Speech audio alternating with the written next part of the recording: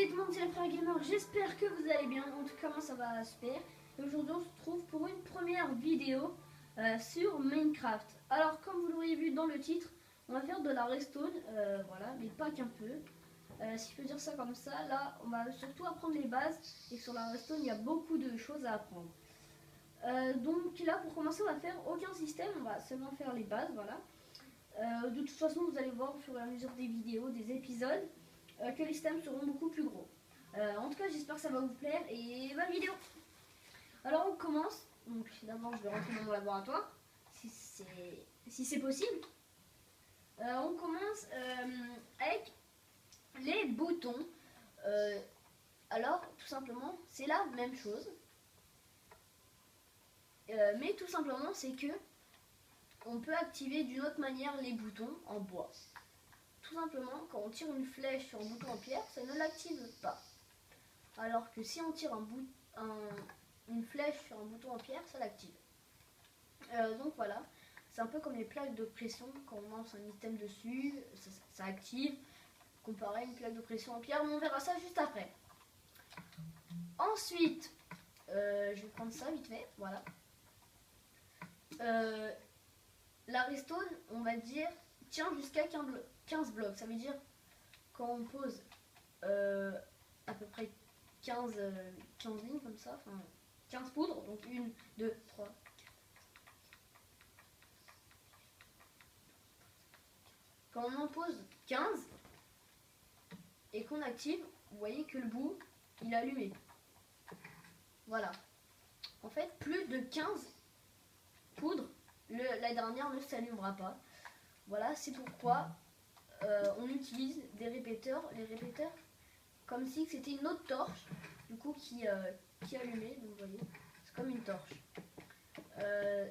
C'est vraiment simple, mais voilà.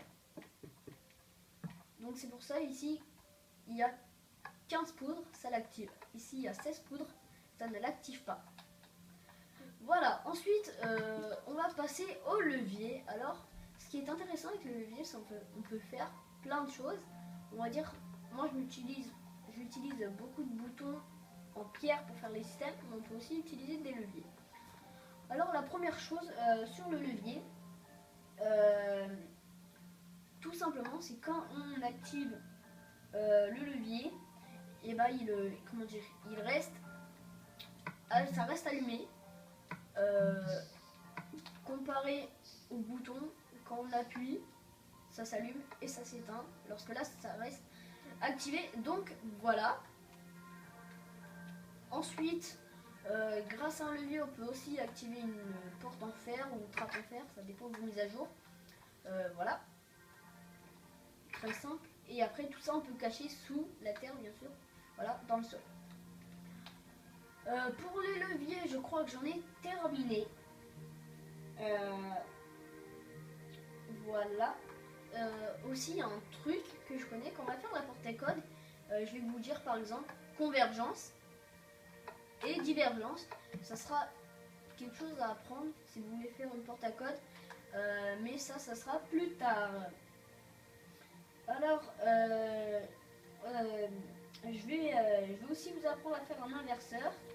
Vous parler de la torche de redstone, des plaques de pression et les comparateurs, les pistons collants et blocs de redstone.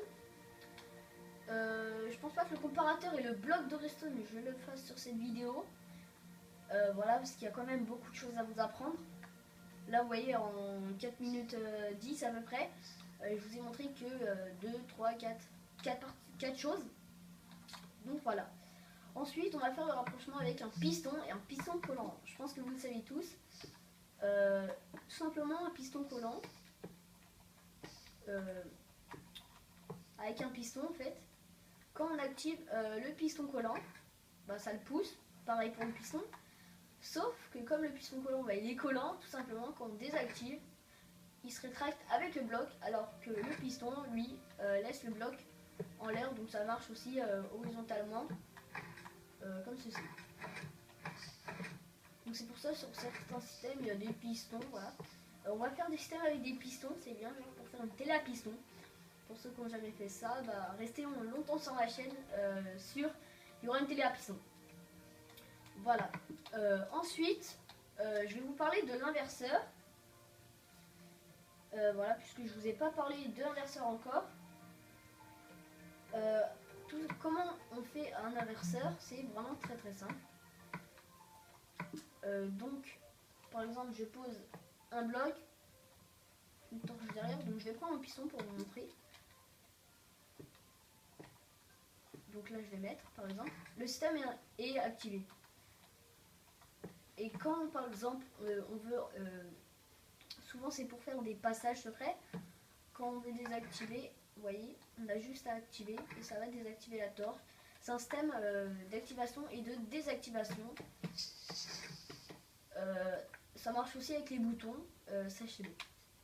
Donc alors là, vous voyez, ça marche. Vous voyez, après on peut carrément mettre le levier contre le bloc. Ça, si vous voulez faire un système compact. Et ensuite, on va passer, on a fait tout ça là, on va passer aux plaques de pression. Alors, vous connaissez tous les plaques de pression, quand on marche dessus, on active les pistons ou comme ce que vous voulez. Et la particularité, c'est comme le bouton en bois là-bas, c'est quand on jette un item sur une plaque de pression en bois, ça s'active, alors que quand on jette un item sur une plaque de pression en pierre, ça ne l'active pas. Voilà. Le truc, on va dire bien aussi, c'est que en marchant sur les plaques de pression, on les active normal. Voilà. Alors, je vous ai pas parlé de crochet. Voilà. Donc tout simplement, c'est quand on marche sur un crochet, voilà, un fil. Donc on peut activer grâce à un crochet contre les murs. Donc voilà, je vous laisse regarder. Donc tout simplement quand on passe, ça peut activer des systèmes et aussi pareil quand on lance un item dessus, ça active aussi un système. Donc très bien si vous voulez faire des pièges. Et à présent, pour la fin, il y a des blocs transparents et des blocs pleins. Par exemple, quand on veut activer ce piston collant et qu'il y a un bloc plein, ça marche. Parce que ça donne une impulsion dans ce bloc qui donne une impulsion sur cette touche de redstone, puis voilà, qui active le reste. Alors que sur un bloc transparent, donc comme le verre, et ben, cela ne marche pas. Aussi une particularité, donc vous voyez, c'est activé. Quand on met de la redstone à la place, ça ne l'active pas puisque le courant ne passe pas. Il faut faire une impulsion. Voilà, c'est déjà la fin de cette vidéo. J'espère qu'elle vous aura plu. Je sais qu'elle est courte, voilà. J'espère que vous avez appris des choses sur la redstone, un tout petit peu. Je vais essayer de faire un autre épisode sur les bases de la redstone. Je verrai, voilà.